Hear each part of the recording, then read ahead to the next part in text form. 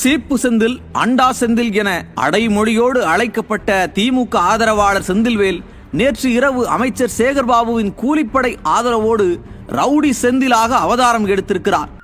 இது வரைக்கும் இவரை முறைச்சிட்டு எவனும் உயிரோட போனதா சரித்திரமே இல்லை. நீ என்ன பெரிய ரவுடியாடா? அவர் கேள்விக்கு பதில் சொல்லுங்க மாமா. என்னெல்லாம் சொல்றதா இருந்தா திமுக சொம்புன்னு சொல்லாத, திமுக அண்டான்னு சொல்லு. ஏன்னா நான் இவ்வளவு ஆதரிக்கல திமுகவை, நான் இவ்வளவு ஆதரிக்கிறேன். எனக்கு அதுல எந்த தயக்கமும் இல்ல. உனக்கெல்லாம் வெக்கமே இல்லையாடா? சோறு தானே திங்கிற. எரிச்சல் வருது உனே. நான் கெட்ட வாரத்துல திக்கி போயிருவேன். அப்புறம் வெத்தம் கொதிக்குது உன்னை பார்க்க பார்க்க. அந்த விவாத நிகழ்ச்சியில செந்தில்வேலை அவமதிச்சிட்டாங்க, செந்தில்வேலை இழிவா பேசிட்டாங்க. பாஜக திட்டமிட்டு குண்டர்களை வச்சு செந்தில்வேலை அவமானப்படுத்தக்கூடிய நோக்கத்தில் நடந்து கொண்டாங்க அப்படின்னு சொல்லி பேடிஎம் அப்படின்னு ஒரு சவுண்ட். பேடிஎம் கரோவான், அதாவது காசு வாங்கிட்டு பேசுறாங்களாம். பேடிஎம் கரோ நல்லா தானே சொல்லிக்கார பர்னா, இத வரவேறுங்க. செந்தில்வேல் பேசி முதல் சுற்று ஆரம்பிக்கும் போது எதிர் தரப்புல இருந்து சத்தம் போட்டிருக்காங்க. இந்த சத்தத்தை கேட்டவுடனே செந்தில்வேல் டென்ஷன் ஆயிட்டாப்ல. அதுக்கு கோபம் எதுக்கு வருது? அவ்வளவு வெக்கமா இருந்தா எங்கேயாவது போய் வெஸ்ட குடிச்சிட்டு செத்து போங்க. திமுக சார்பா தங்க தமிழ்ச்செல்வன் வந்திருக்காரு. அப்புறம் எதற்காக திமுகவுக்கு நேரடியா முட்டு கொடுக்கக்கூடிய செந்தில்வேலு ஒண்ணு திமுக இணைஞ்சிட்டு திமுக இருந்துகிட்டு அவர் திமுக முட்டு கொடுத்து பேசலாம். நடுநிலையாளர், பத்திரிகையாளர், ஊடகவியலாளர் அப்படிங்கிற போர்வையில திமுக முட்டு கொடுத்து பேசுறாரு. வெக்கமா இல்ல?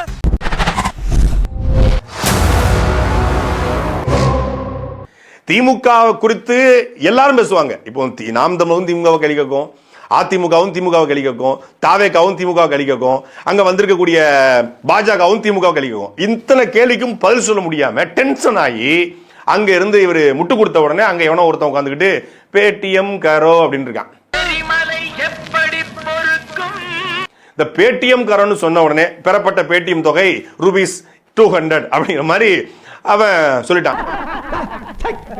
என்ன சிரிப்பு ராஸ்கல், என்ன சின்ன பிள்ளைத்தனமா இருக்கு. இப்ப எதற்காக செந்தில்வேலு இதை பண்ணிருக்காருன்னா, 1 மணி நேரம் அந்த விவாதம் நடக்குது. விவாதம் முடிஞ்சு எல்லாரும் வெளியே போனா வெளியே போகாதீங்க. ஏன்? செந்தில்வேலு அங்க வந்து கும்பலா நின்றுகிட்டு இருக்காரு, 100 பேரோட நின்றுகிட்டு இருக்காரு அப்படின்னு சொல்லியிருக்காங்க. நீ என்ன அவ்வளோ பெரிய அப்பாட்டாக்கிறா இல்ல அவ்வளோ பெரிய அப்பாட்டாக்கிறான்னு கேட்க. அங்க போனா செந்தில்வேலு நான் கும்பலால நிக்கல, திமுக காரங்க அரங்கத்துக்குள்ள வர பார்த்தாங்க, அவங்களுக்கு சீட்டு கிடைக்காம அவங்க வெளியே நின்றுகிட்டு இருந்தாங்க. எப்படி? திமுக காரங்க விவாத அரங்கத்துக்கு வர பார்த்தாங்களாம், அவங்களுக்கு வந்து இருக்கை கிடைக்கலையா.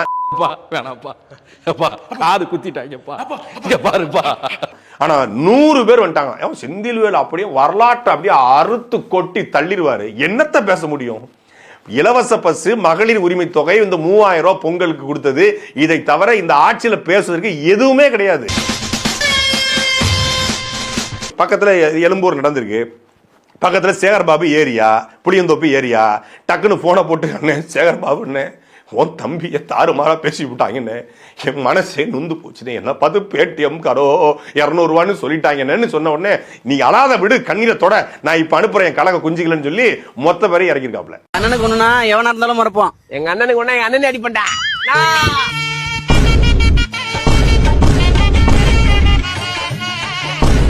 இறக்கி எஸ்.சி. சூர்யாவும் அந்த சொன்ன பையன், அவன் பாஜக பையன் சொல்லப்படுது, அந்த பையன் வந்து அவனை அடிச்சு சட்டையை கிழிச்சு எஸ்.சி. சூர்யாவையும் அவமானப்படுத்தி எல்லாரையும் வந்து ஒரு கலவரத்தை தூண்டும் நோக்கத்தோட செந்தில்வேல் செயல்பட்டு இருக்காராம்.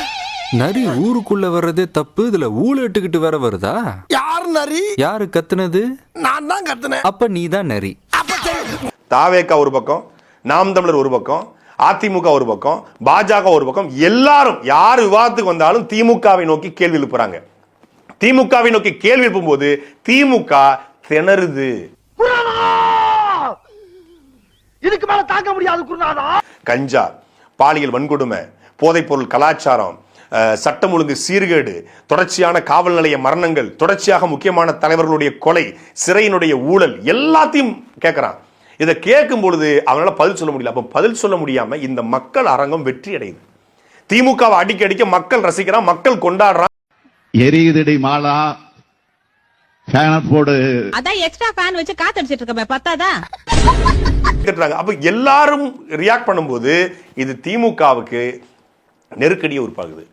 மக்கள் மத்தியில திமுகவுடைய செல்வாக்கு இதை வந்து குறைக்குது. அப்ப இந்த மக்கள் அரங்கத்தை எப்படி தடுக்கிறது?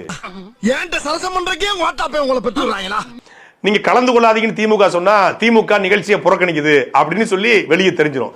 திமுக கலந்து கொண்டும் ஆகணும், ஆனா மக்கள் அரங்கம் நடைபெறக்கூடாது, மக்கள் அரங்கத்துக்கு இடையூறு வரணும்.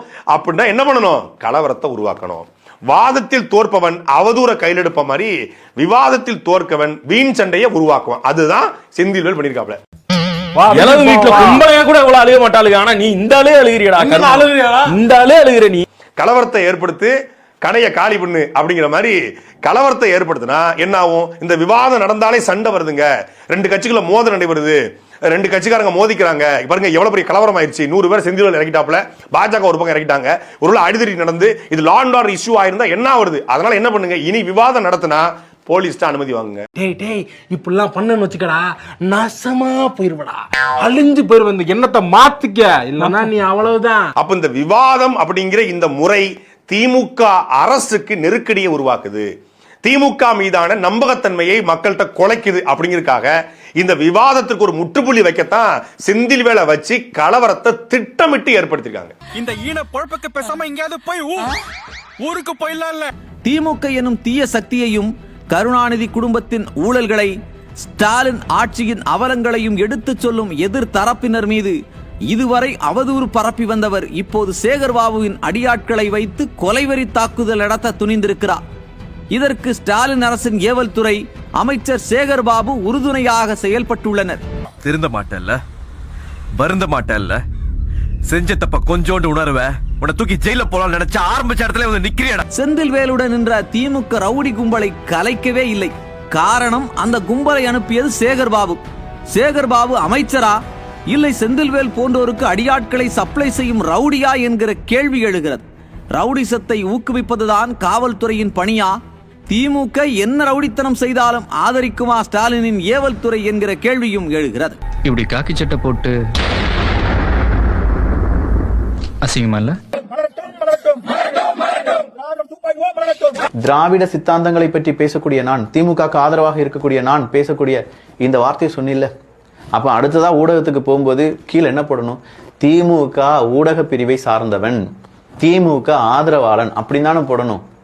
தூத்துக்குடியில உப்புன்னு ஒண்ணு இருக்கு, அதை வாங்கி சாப்பிடுற மனிதர்களாக இருந்தார்கள் என்றால் வெக்கப்படாம இதெல்லாம் போடலாம். அதை விடுத்து நான் பத்திரிகையாளர், நான் நடுநிலைவாதி அப்படிலாம் சொல்லி போடக்கூடாது. அசிங்கப்பட்டான் ஆட்டோக்காரன்.